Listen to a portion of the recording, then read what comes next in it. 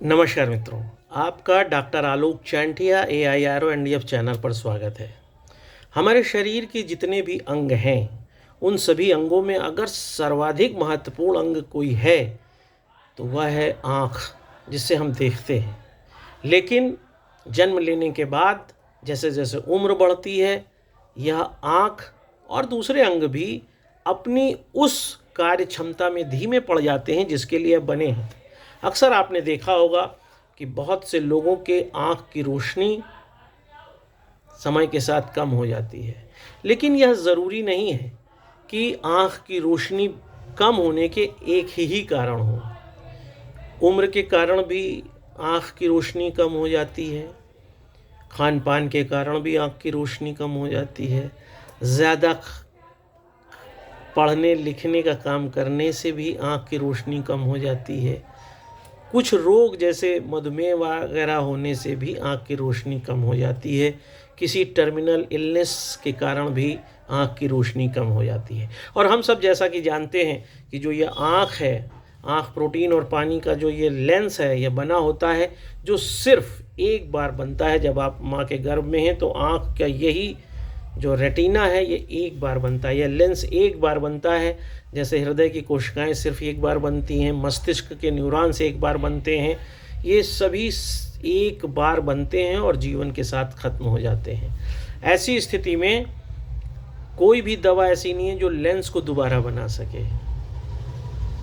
लेकिन अगर आपको कुछ ऐसी समस्याएं हैं और परिस्थितियां हैं जिसके कारण आपकी आँख की रोशनी धीमी होती जा रही है, तो होम्योपैथिक मेडिसिन्स में इसका उपचार उपलब्ध है। जैसे आप जानते हैं कि जिन व्यक्तियों को शुगर हो जाती है उनको भी धीरे धीरे आँख से दिखाई देना कम हो जाता है, और इसका एक सबसे सामान्य सा कारण ये है कि जब शुगर शरीर में बढ़ती है तो रक्त गाढ़ा होता है। रक्त जब गाढ़ा होता है तो मनुष्य की आँख में कोन्स ज़्यादा पाए जाते हैं, जानवरों में रॉड्स ज़्यादा पाए जाते हैं, और उनसे होकर आँख पे रक्त का वह प्रवाह नहीं रह जाता है, और जिसके कारण आँख की रोशनी कम हो जाती है। अगर ऐसा है कि शुगर पेशेंट आप हैं और आपको आँख से कम दिखाई देने लगा है, इन कोर्स ऑफ टाइम आपकी आई साइट कम हो गई है, then you should take argentum metallicum.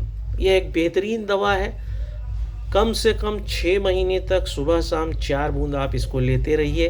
आपकी जो ये शुगर के कारण आँख में देखने की क्षमता कम हो गई है, या फिर से वापस आ जाएगी। चूँकि यह मैंने एक 88 साल के पेशेंट पर इसका प्रयोग किया और उसके बहुत बेहतरीन रिजल्ट पाए, उनको वास्तविकता में फिर से दिखाई देने लगा, इसलिए मैंने आपको यह दवा बताई। दूसरी एक स्थिति और हो सकती है कि आप ज़्यादा पढ़ाई लिखाई का काम करते हैं, सिलाई कढ़ाई का काम करते हैं, और उसके कारण आपकी आँख कमज़ोर होगी, सर दर्द रहता है। अगर काम की अधिकता का और सर दर्द के कारण आँख की रोशनी धीरे धीरे कम हो गई है आपकी, तो आपको पोटेशियम बाइक्रोम, या जिसे काली बाई भी हम कहते हैं होम्योपैथिक में, इन कोर्स ऑफ मतलब इन जनरल प्रैक्टिस आप अगर दुकान पे जाएंगे होम्योपैथ के, तो आप अगर काली बाई भी कहेंगे तो वो समझ जाएगा कि आप काली बाई क्रोम मांग रहे हैं। आप ऐसी स्थिति में जब अत्यधिक काम करने के कारण सर दर्द रहे और उसके कारण आँख की रोशनी कम हो जाए, तो आपको काली बाई क्रोम 30 में लगातार 6 महीना सुबह शाम लेना चाहिए। ऐसे में पढ़ाई के कारण हो, सिलाई के कारण हो, किसी महीन काम करने के कारण हो, आपकी आई साइट फिर से वापस आएगी, आपका सर दर्द सही हो जाएगा। या आपको समय के साथ अगर धुंधला दिखाई ही देने लगा है, आप जो भी देखते हैं वो आपको धुंधला दिखाई देता है, नज़दीक और पास की कोई बात ही नहीं है, बस आपको धुंधला दिखाई देने लगा है क्योंकि उम्र आपकी बढ़ रही है, और उसके कारण ऐसी स्थिति में होम्योपैथ में फाइसोस्टिग्मा 30 में आप इस दवा को 4 बूंद में रोज़ एक बार लेते रहें। आपकी आँख स्वस्थ रहेगी, सामान्य रहेगी, और आप आसानी से देख सकेंगे। ये भी हो सकता है कि मोतियाबिंद के कारण, वैसे तो लोग कहते हैं या बहुत से दूसरी पैथी का ये है कि ऑपरेशन के अलावा मोतियाबिंद का कोई इलाज नहीं है, लेकिन ऐसा नहीं है। अगर मोतियाबिंद के कारण आईसाइट प्रभावित हो रही है तो कल्केरिया फ्लोरिका 6x में आप लगातार 4 गोली, टाइटुरेशन है, टाइटुरेशन उसको कहते हैं जो सुसलर ने बनाया, सुसलर और जो गोलियों में होता है उसको आप लीजिए, 4 गोली सुबह शाम चूसिए।